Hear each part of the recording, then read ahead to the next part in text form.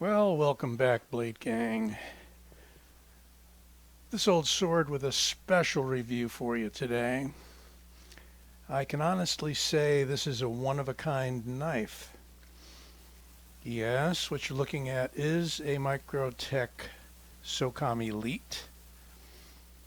And a little different though, isn't it? What we have here is a custom mod by BJ Hill. You may know him for a lot of the work he does on production knives with stone washing and etching and putting spidey holes in blades that weren't there before, and on and on and on. Just check out his Instagram page. This is a big shout out to BJ. I did purchase this knife from BJ. It is a Microtech. Here is the box label. And the reason I say that is that we've lost some of the markings because I am told by BJ that a grinder from Kramer Knives, I believe that is the Kramer that does the well-known chef's knives for many years. I believe there are two Kramers. This is not the Kramer that was recently interviewed on The Knife Junkie with Bob DeMarco. At any rate, this has been reground to a hollow and a beautiful satin finish. Really great lines there. Really can't see any of the original markings, so one might say, okay, maybe it's lost a value because we can't really tell it's a Microtech, but it's certainly not a clone. It's not a knockoff. It's a genuine Microtech. There is the clip. If we get it the right way. Yeah, typical hinge clip that's on the Socoms. And we have a inlaid Cocobolo wood done by BJ. He also did this really nice, let me back out just a little bit, really nice stonewash, and the handle, which was once black, I believe, is simply a raw aluminum. It's a T6 aluminum. It is what I think Microtech is using. No diminishment of the blade thickness. Just really a beautiful regrind job by people who do it all day and are experts. Now, apparently this was done on the side. This was done before BJ got the knife. So the knife, the work that BJ did on this were the inlays and the handle treatment. Let's just fire it so you can see the action. Enough to throw it out of your hand, very similar to the stitch that I have by Microtech. He even brought the inlay back to this area here, which I believe is a portion where the original inlays were. The original inlays being, I believe, that kind of traction coating. I did have a Socom a long time ago, but this is the first one I've had in a while. So yeah, the action is great.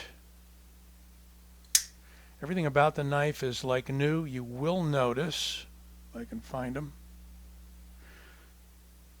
two little divots there. This is M390 steel, and BJ does Rockwell tests on a lot of the blades that he owns, and this was one that he had owned personally.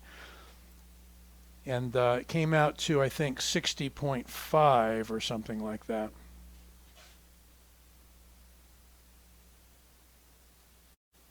Oh, sorry, I was looking for my tape measure. But what we'll do, for those that don't know the specs on the Socom, we have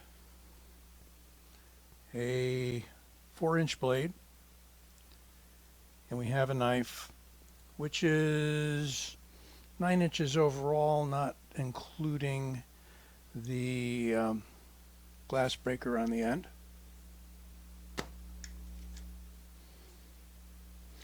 Have a blade stock, quite thick. We're going to call it 5 millimeters, let's see,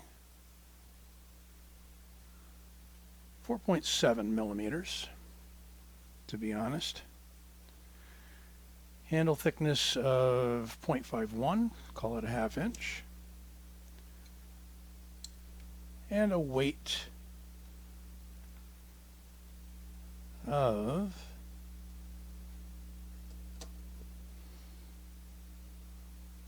3.81.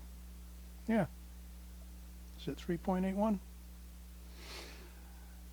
What I may need to do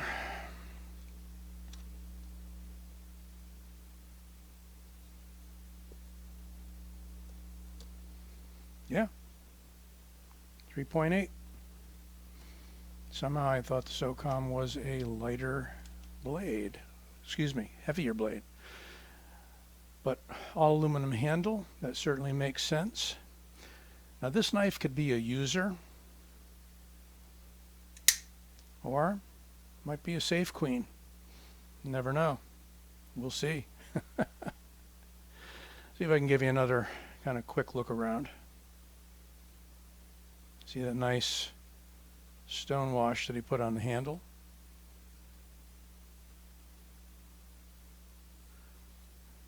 Kind of a skeletonized open back construction.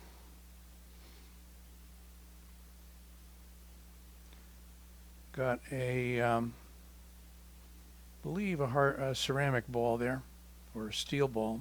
I think it's a steel ball. Yeah, steel ball is a glass breaker. I'm surprised at how light the knife is. I didn't expect it to be that light. I've got a, as I say, I have the Stitch, much heavier knife, I think closer to 6 ounces. And you can see that review if you look it up. Nice jimping in the handle, great thumb ramp for a saber grip. Jimping on the blade if you choke up. I do like the ergos. It's been a while since I had a Socom in hand. I've had both the manual version and the auto version long ago. Let's jump right out and take a look at it next to the Ontario Rat 1. It is a bigger knife than the Rat 1. Longer blade, full 4-inch blade. Handle's about the same length, but a little bit taller in spots. Just different configuration. And on the smaller side, here is the Socom next to the Griptilian. Definitely the Griptilian is a significantly smaller blade. And while I'm at it, I got a big blade here that's nearly 4 inches. How about the Amalgam from Spyderco? We back it up to the handle. We got a tiny bit longer blade on the Socom, but very close overall. Big long blade, the Amalgam is. It's my EDC today. So tell me what you think about this mod. I think you'll either love it or not. The purists in the Microtech community may say, well, you know, knife's you know, not a Microtech anymore. You removed all the markings, so on and so forth. But well, I got the box. I may not have a serial number, but BJ's got the tracking on this knife, so I'm 100% sure that it is what it is. And hope you enjoyed this. Don't forget to give it a like and subscribe. This Old Sword, signing out.